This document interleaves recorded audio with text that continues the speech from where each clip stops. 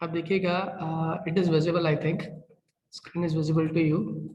और हम बात कर रहे थे स्पिन क्वांटम नंबर की, जहाँ पे जो अनपेयर्ड इलेक्ट्रॉन्स होते हैं, जिसके हम दोनों दो ही स्पिन पढ़ते हैं यहाँ तक, क्लॉकवाइज और एंटी क्लॉकवाइज, उसी की हेल्प से हम लोग म्यू निकालते हैं।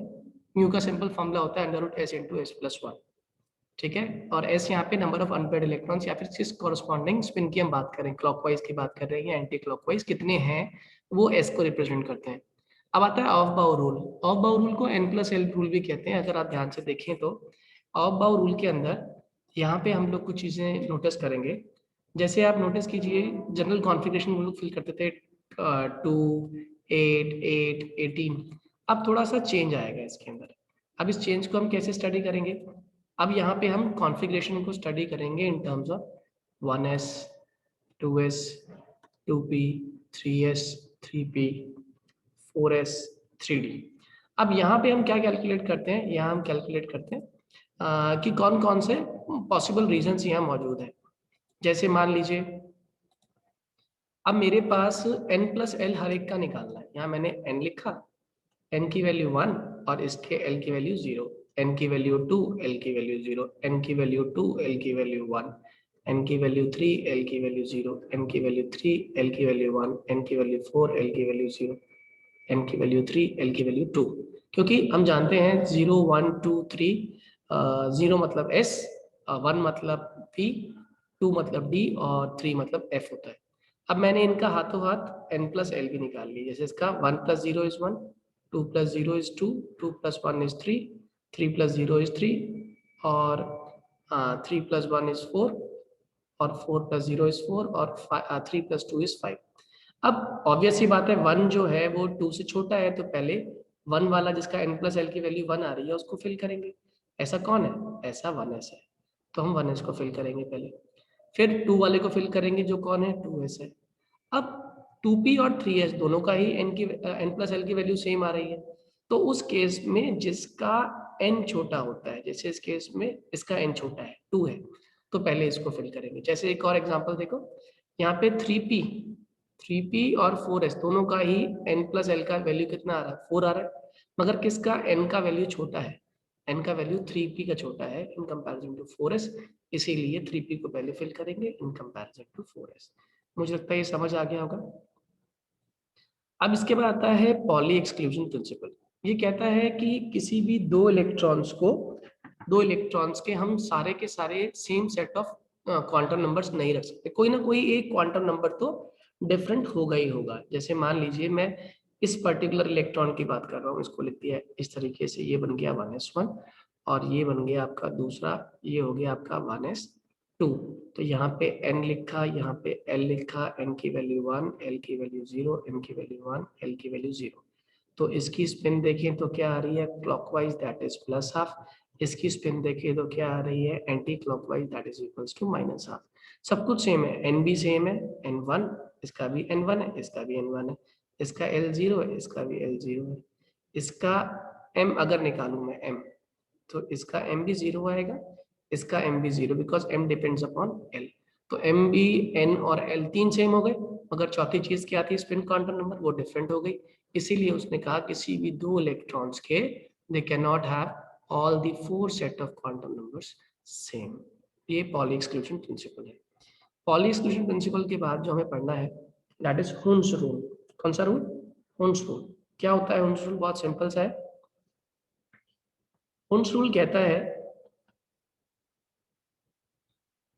कि जब भी हम जैसे भंडारा रूल, मैंने इसको नाम दिया था भंडारा रूल। जैसे भंडारे में आप नोटिस करते हैं कि बहुत सारे आलू पूड़ी बांटे जाते हैं, तो वो कहते हैं लाइन से बैठ जाओ। लाइन से बैठने के बाद सबको एक एक पूड़ी पहले देते जाएंगे, और जब लास्ट तक पहुंच जाएंगे उसके बाद वो डबलिंग करना शुरू करते हैं। ठीक है। बिल्कुल सेम कहानी आप इसको होम स्कूल में फॉलो करते हैं। ये कहता है पेयरिंग विल नॉट स्टार्ट, या पेयरिंग विल नॉट हैपन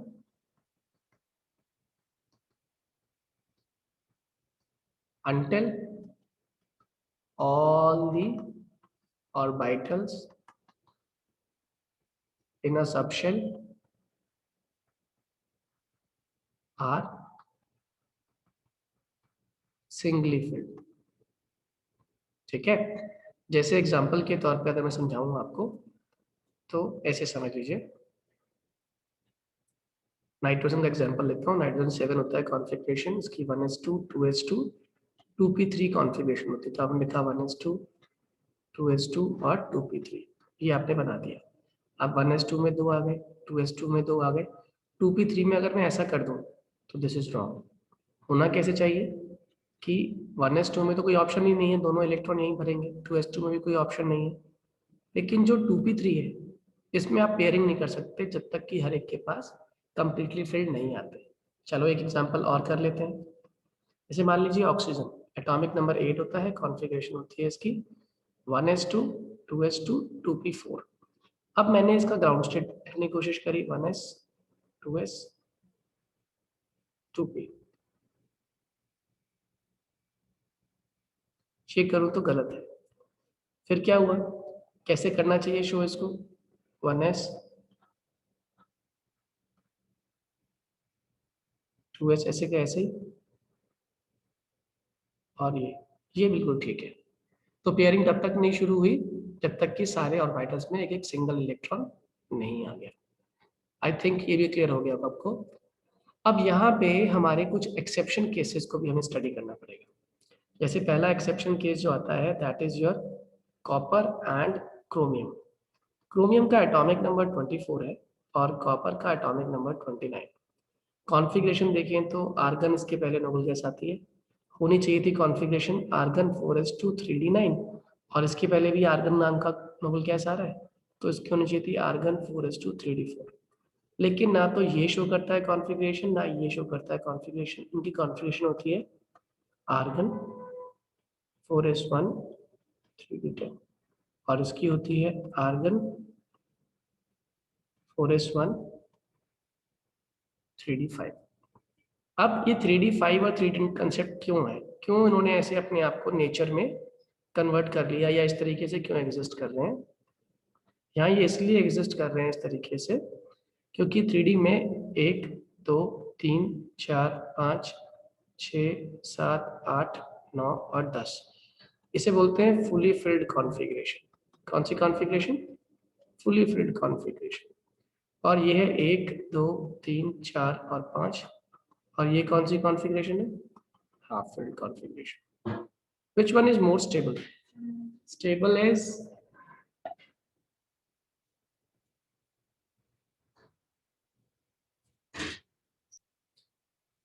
ये दोनों जो फुली फिल्ड कॉन्फ़िगरेशन है और जो हाफ फिल्ड कॉन्फ़िगरेशन है, ये असल में स्टेबल क्यों होती है, पहले तो ये समझ लो। इसके पीछे दो मेजर रीजन है। पहला रीजन होता है सिमेट्री। जितने भी कंपाउंड सिमेट्रिकल होते हैं वो सारे के सारे स्टेबल होते हैं, और सबसे ज्यादा सिमेट्री किसमें होती है, फुली फिल्ड कॉन्फ़िगरेशन में।